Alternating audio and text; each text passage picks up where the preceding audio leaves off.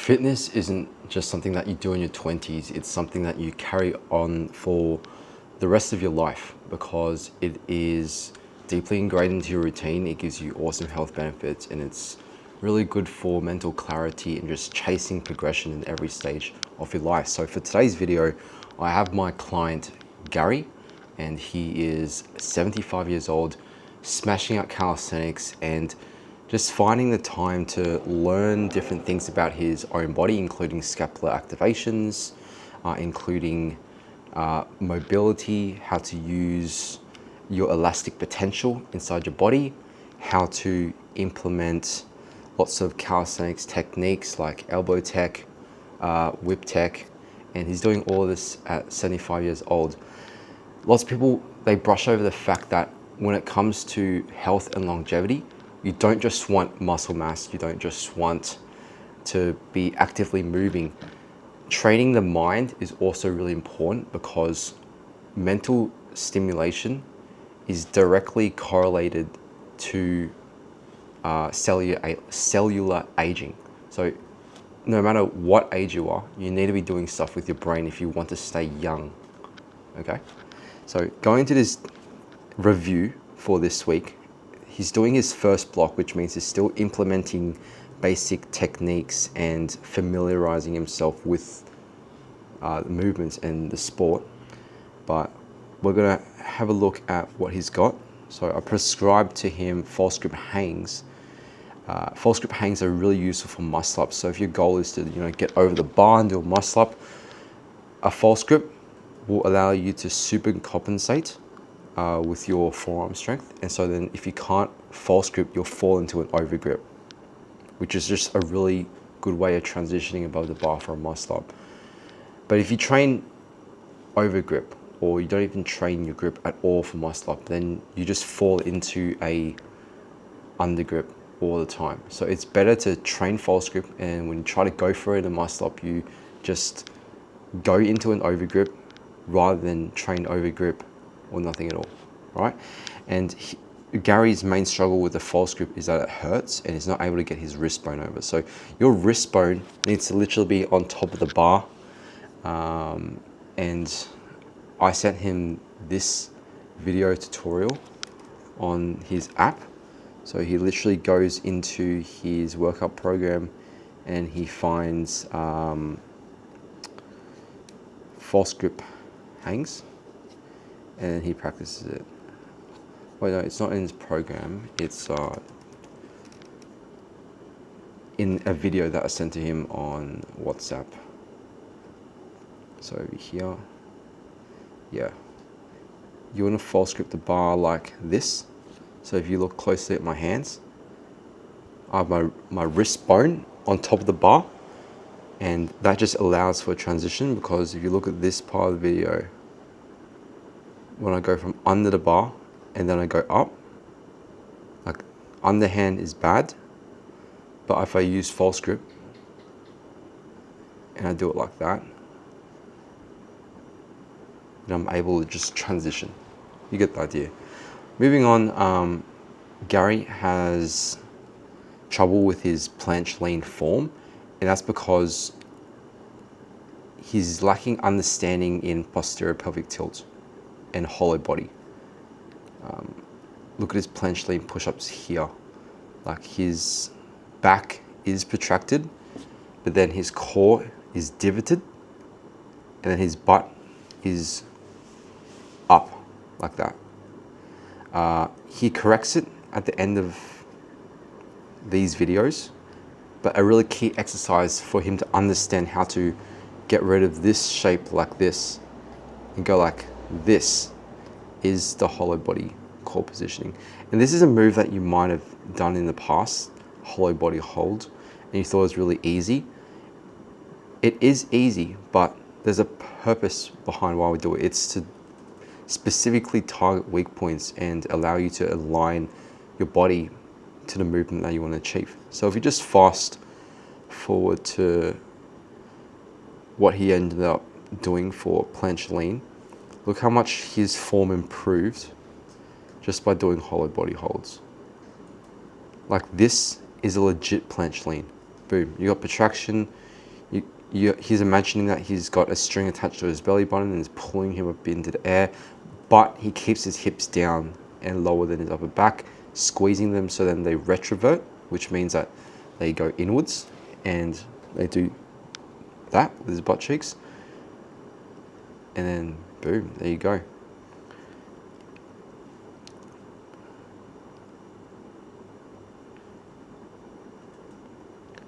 Okay,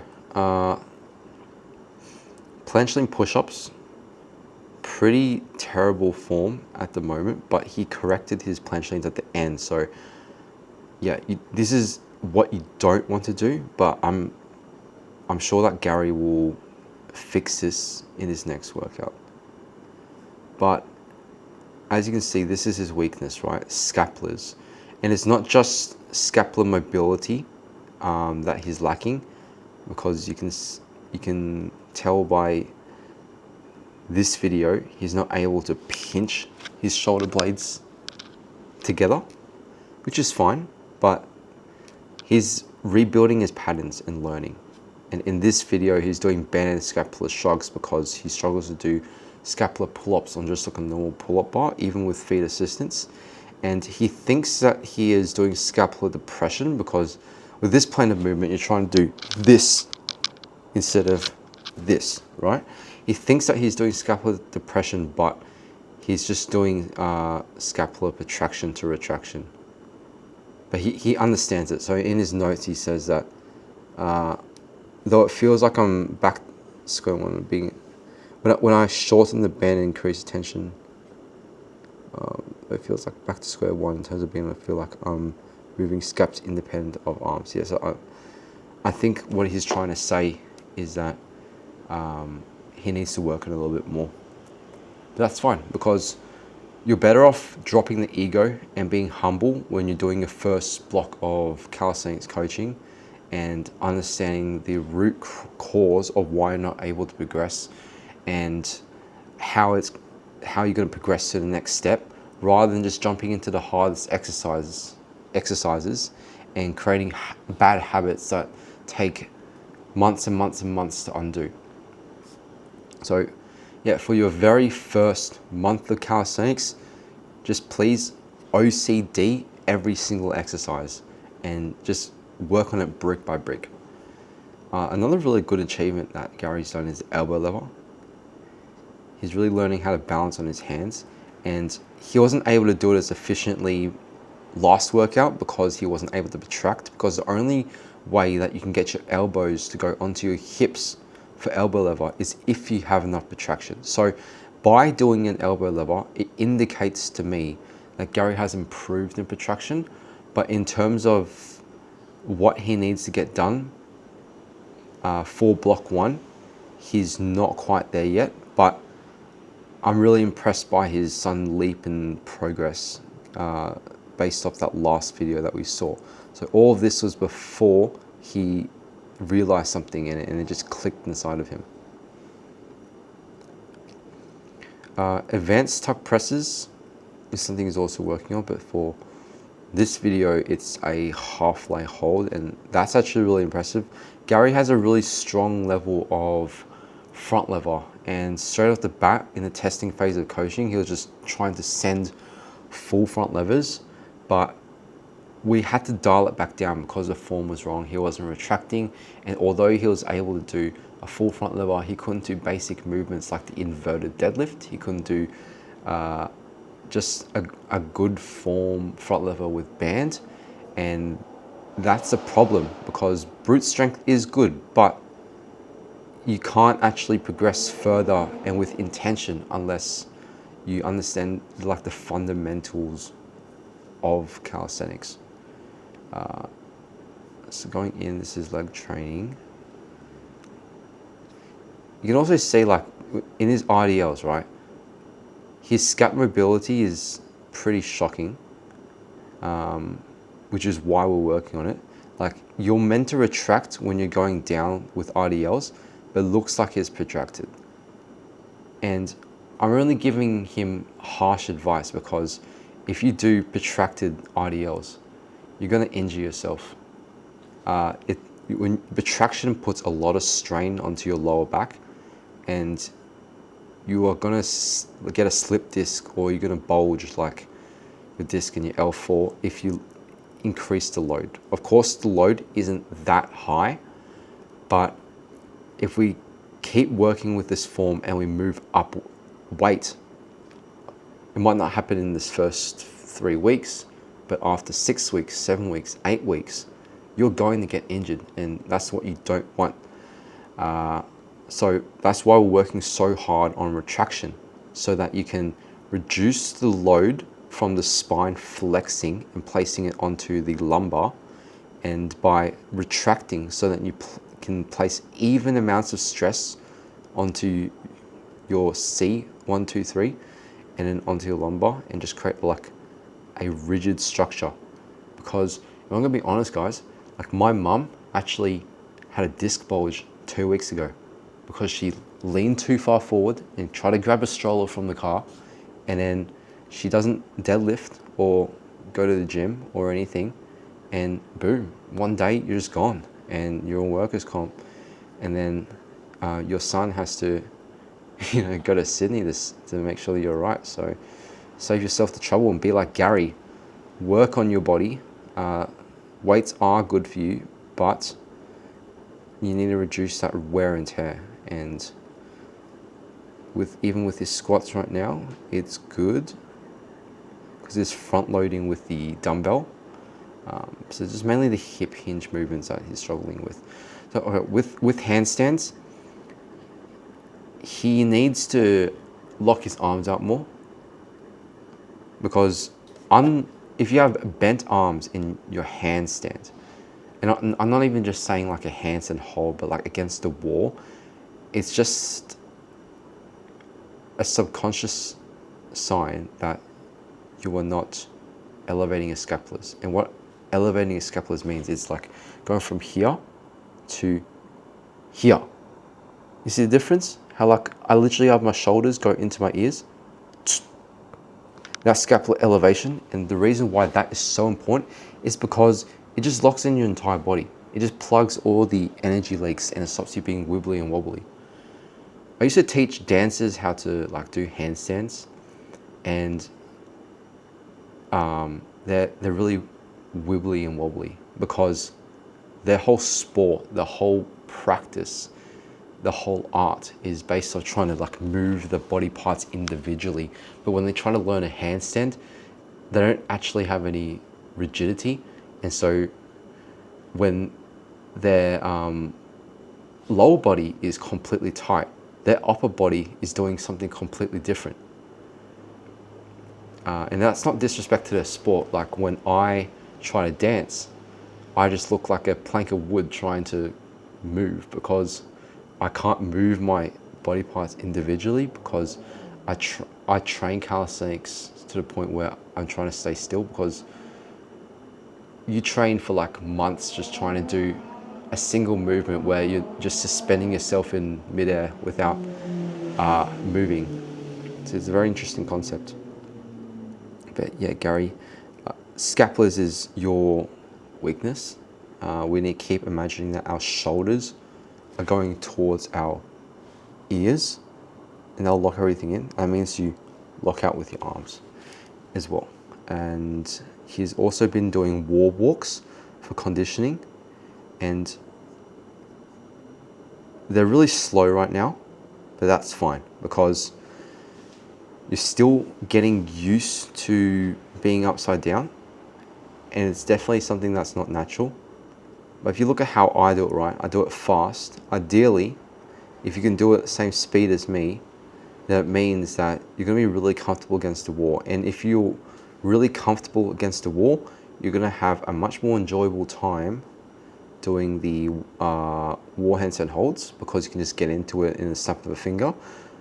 Right now, you have an aversion to doing wall assisted handstand holds because it takes such an effort just to get up, and you feel the blood rushing into your face.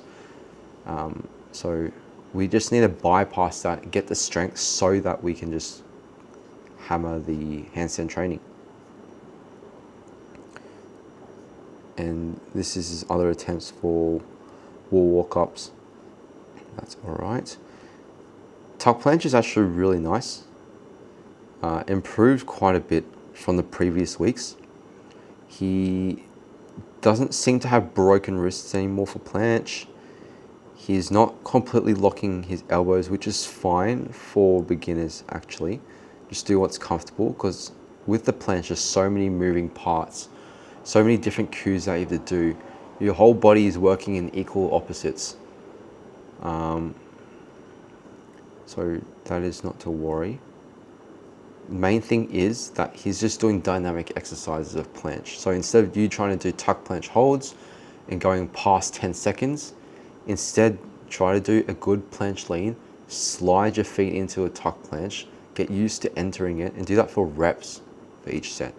That's going to be a more effective way of training, because I would rather be able to enter a tuck planche really efficiently, really cleanly, but only hold it for 3 seconds, but able to do that 10 times, like 10 really good entries, rather than holding it for 30 seconds. Because it's just useless after like the 3-second point. If you can do 3 seconds of an isometric position in the calisthenics, you got to really wonder what you're missing out on. Okay. He's doing tiger bend dips. Now, I'm going to actually skip a little bit forward, because I'm going to tell you why tiger bend dips is really important for Gary's case. And this is also why it's important to have a calisthenics coach, or just a coach in general, because they know things that you don't know, and they've experienced exactly what you've experienced, and they've helped other people past certain obstacles and seen success in those methods. And for the tiger bend, it all stems from his ability to get above the bar for a muscle up. So he's doing the step down, which is a secret Team Isaac calisthenics technique for beginners. And he's also doing jumping muscle ups. So this is just the bottom range of the muscle up, stepping down, using his elastic potential. So boom, and it's good. He's getting a lot of height, like he can get the bar to his belly button, which is pretty amazing. Like, I will be very happy with that as a beginner. Only thing is, he's not moving in a circular position. He's just going straight up. So Gary, you need to go back to box pulls and try to go into more of an arc. So box pull, another secret exercise. The movement pattern is basically you just drawing a larger circle and going around the bar. So instead of just going straight up and then blocking yourself from being able to do it in muscle up, you're doing this.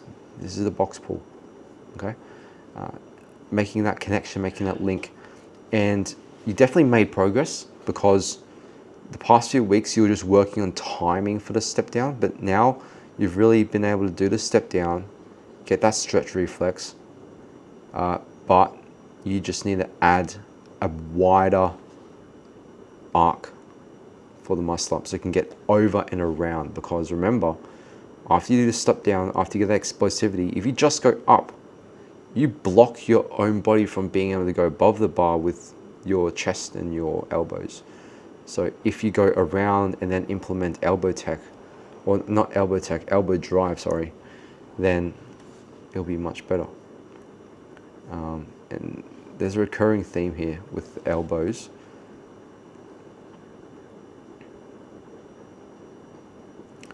Yep.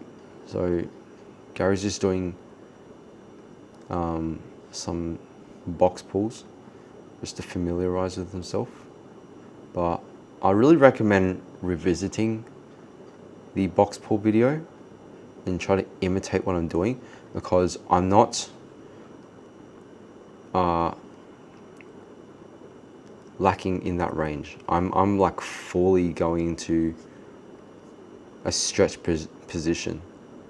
See how much I stretch at the bottom of the muscle ups? Like, that's completely gone into my end range.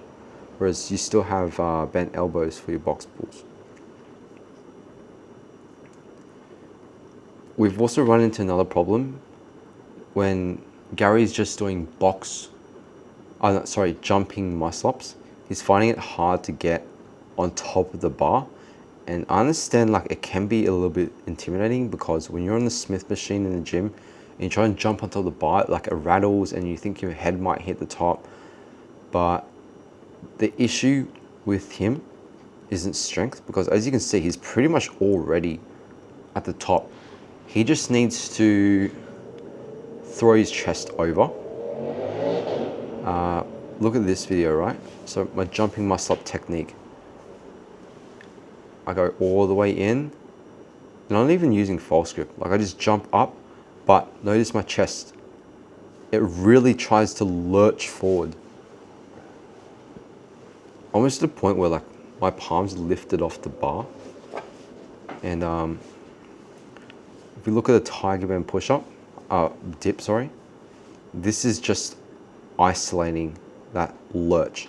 So I'm going from like my tricep bottom position to going into a deep dip again, and I'm just moving my whole body weight forward. So this is why I got Gary to do his tiger band dips, because it's such a good carryover for the muscle up. And I sent him a tutorial for that, so he'll be cracking away at it. In the meantime, awesome work on the crow pose. Crow pose is like a fun move just to, you know, reap the rewards and benefits and, you know, have fun with the training. But it teaches you to stay forward, because staying forward is what helps you get a handstand. And it teaches you to use your fingers, like actually move them, because the handstand is all about the fingers. That's what it is. Okay. The front lever. So the band and front lever is good. Only thing is we don't have a straight line, and we have plantar flexion. If you go to my other videos, like I explain, like when you have plantar flexion, your feet's basically doing this. But if you dorsiflex, which is just moving your feet like that, you have this much range of motion difference. You have this much difference. And what this little bit of distance is, this is leverage. Because if you look at the seesaw, right?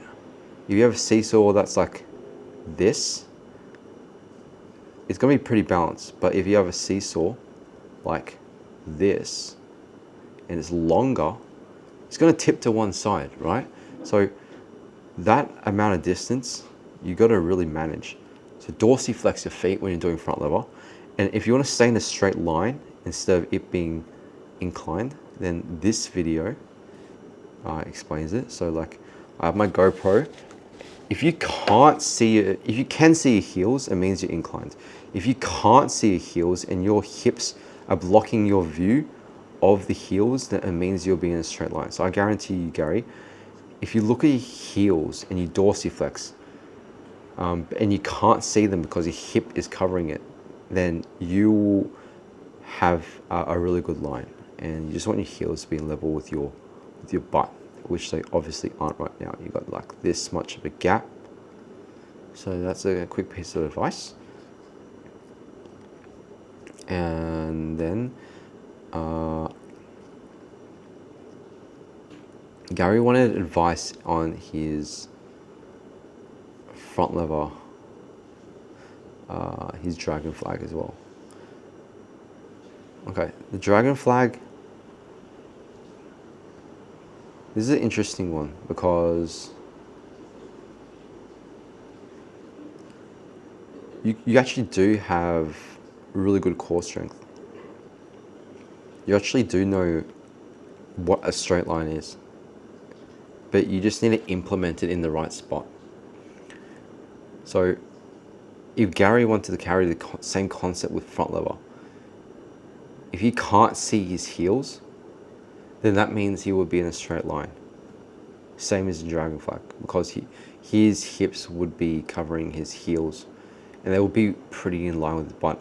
And you'll notice, like for dragon flag as well, you feel a better squeeze in the core when you have this arch like that, which is what you want. It's a good exercise for proprioception. Like I did it at the start for my front lever, and I eventually grew out of it because I just did front levers. Because front lever is just like a harder version of a dragon flag, and your body is straight. It's just that it's like, yeah, more lat focused. Okay. Back lever. This is good. Something that he's just trying on the back end just to test where he's at. If I was to give you a tip on how to extend out, like to do a straddle or a full back lever, you need to protract, and then you need to like hook your biceps onto your serratus. And you do that by like getting a closer grip, and if your back is hunched, you can then get your bicep to create friction with the actual skin on the side of your body. Because if you go past your body, like what you're doing now, what is the bicep holding onto? Thin air, right? The bicep, it's not hugging anything. So you want to close that gap between the bars, and you like just go close grip and then create that skin to skin contact. With your weighted pull-ups, Gary, this is a really clear sign to me that you lack elbow drive and you lack shoulder mobility, and it carries over onto the rest of your training because you're really slow. Like obviously you got weights on, but your pull-ups are very slow. You're not using full range of motion because you're not used to having that stretch reflex with your scapulars, and the elbow drive isn't there. So like even if you can't do pull-ups well with scapulars all the way down and you're in a dead hang, you should elbow drive just so that you can get a really sharp boom. And this video explains it all. I really want to play this one just like all the way through. Just watch this. You want that too, and it's not a bad thing. And I'll show you 3 exercises to get there. But you've got to promise me that you'll be responsible with this power. So if you want to put the weights down and learn cool moves, then listen up. Your understanding of vertical pulling is fundamentally broken. Stop trying to feel the muscle. Stop using the lat pull down machine. Stop doing shit slow. To become a calisthenics beast, you need to harness untamed, violent energy. And this is done through elbow drive. Bing, bang, boom. Siphon that energy towards chest to bar pull-ups, banded waist to bar pull-ups. Gary's a legend, weighted bro. pull-ups. But before you go ahead and try this, Mate, realize Gary it's is a too hard. You legend. need to be able to do 12 pull-ups first. So Okay. Let's wrap things up pretty soon. So yeah, Gary, we just need to work on the bing bang boom, scapular, rising phase, elbow drive, and your inverted rows over here, all the way in the beginning. This is just a more intense version of the normal inverted rows that you'll do, and you did them with pretty good form. But yeah, so these inverted rows are good, but if you really want to get that end range, I'll pull up really fast, and at the top, just make sure you're actually making physical contact with your chest to the bar, and just hold it for like 1 to 2 seconds. So go down and then keep a retraction. Don't lose retraction. When you go down, don't lose it. Keep it tight the whole time. Just go boom, 1, 2, then down. Don't lose it. Up, 1, 2, and down. And these ones, instead of going to the chest, these go to the waist. And you're doing this really, really well. You're not touching the top, but you can do a mix of both. So you can do the first few with a good line and your butt lower, and then you can do the last few more incline, but try to touch the top and try to get the 6 rep range. So yeah, like form is intensity. You can do drop sets in form. You can make it easier, make it harder in the beginning, and then easier and more assisted towards the end. And same with your advanced tuck presses. Like this exercise, it is challenging, and you are making progress in it actually, Gary, but we can do a similar concept. Like, this is good, but we can use a band. So once you try body weight in your set, you can then go into a band, and this is what it looks like to set up a band. Banded.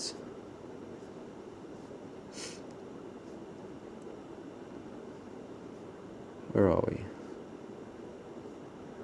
Yeah, here we go. This is how you set up a band. You wrap it around here, take it over. You don't have to false grip, but this is just an example.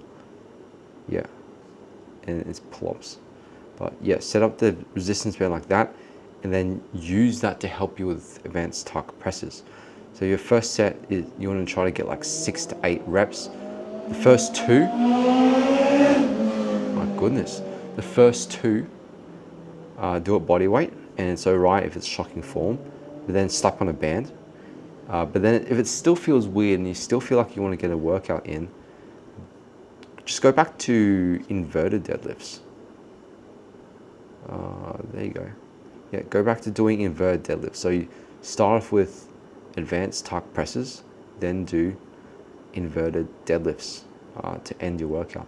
And of course, the end of the videos is just that clean planche lean. This is lovely. Like, no complaints here. Seems like you've got a really good understanding of protraction now, and I'm really happy that the hollow body holds helped you.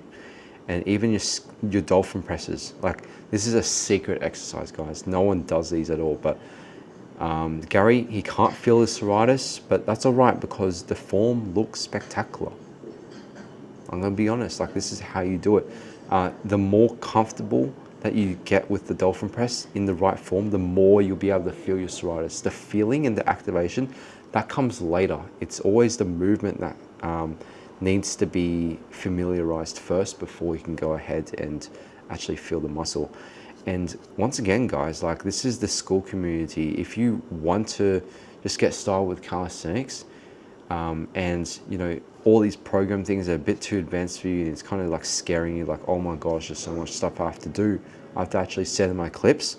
Well, you can jump in the classroom, you can do a generic program with, like, just, you know, like a good workout splits, then get a bit of progress, get a little bit of confidence, do your first few pull-ups, do your first few dips, and then you can post about it on the community.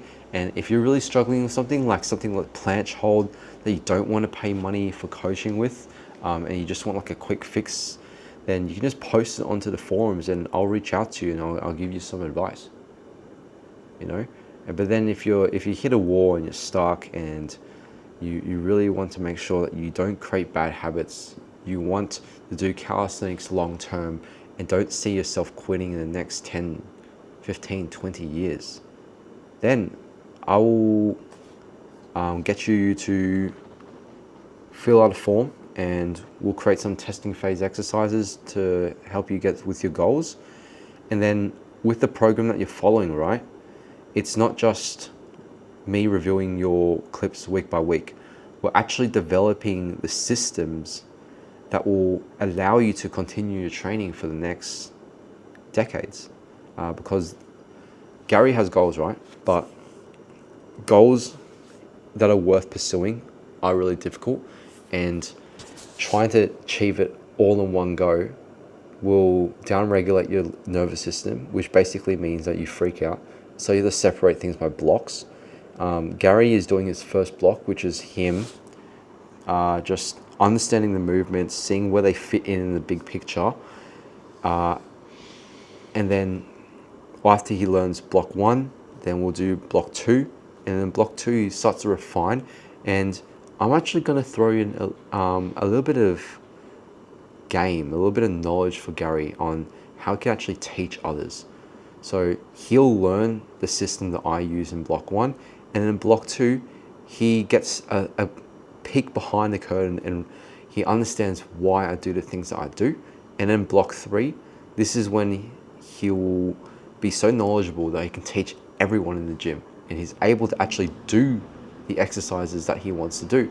like muscle ups, front levers, planche, so on and so forth.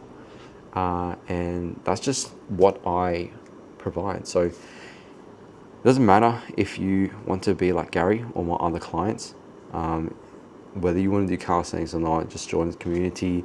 I'll see you in there. We even do weekly calls. It's like Wednesday Australian time. You'll see me face to face. You can ask me questions, and honestly, this is the best value. Like, you're not even paying me, and I'm helping you.